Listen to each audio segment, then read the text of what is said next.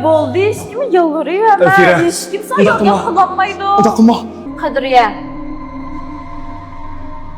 Mening aldığımdaki en çok cezayı da senin şu yirginişlik mikabını içip taşlaş. Senin qanchalik nochorligini, qanchalik odam emasligini dal şu İran'ın aldı da ispatlab bersem bu naydı men uchun en çok qisas ediş hisoblayman. Canım çimdim. Bularni hammasini do'stlarim qo'y. La digina. Meni kechirvasin, menga bir yordam qilsin ma'qulmi? Men faqat turib yotqim yo'q. Ay çiçeğim kız saram. Ben senin için yollayıp desem benim için kim yollurdu? Sayyar. İkimiz maktabda ham yaqin turib. Sen bo'lsangmi bir yordam qila bilan men faqat turib yotqim yo'q. Ben sana yardım kılamayım. Hadi ya. Men sizni maktabda to'g'ri yaxshi ko'rdim, bilsiz-ku. Ayollar ailening baxti. Sağlam turgandila ailega xushbaxt chachalaydi. Bakira tazliq qag'iz ayollarga sağlamlik, xushallik, baxt olib kelalaydi.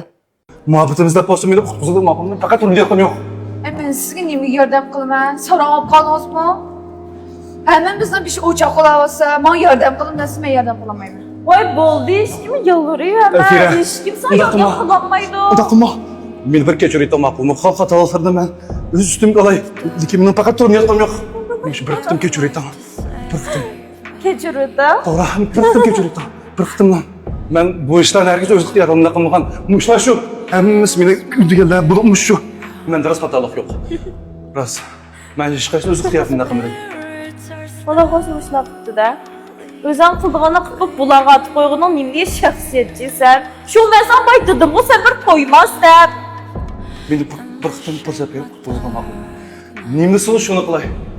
Bir umr sizga ateşe ko'rsanmaydi. Nem desəm şunu qılamsa? To'g'ri. Rast qılalamsa? Buldu. Olsa yardım qılay. Ma'qul, rahmat.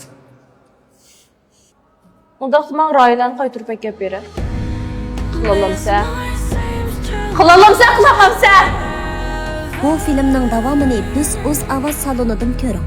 Salon nomeri boshqa.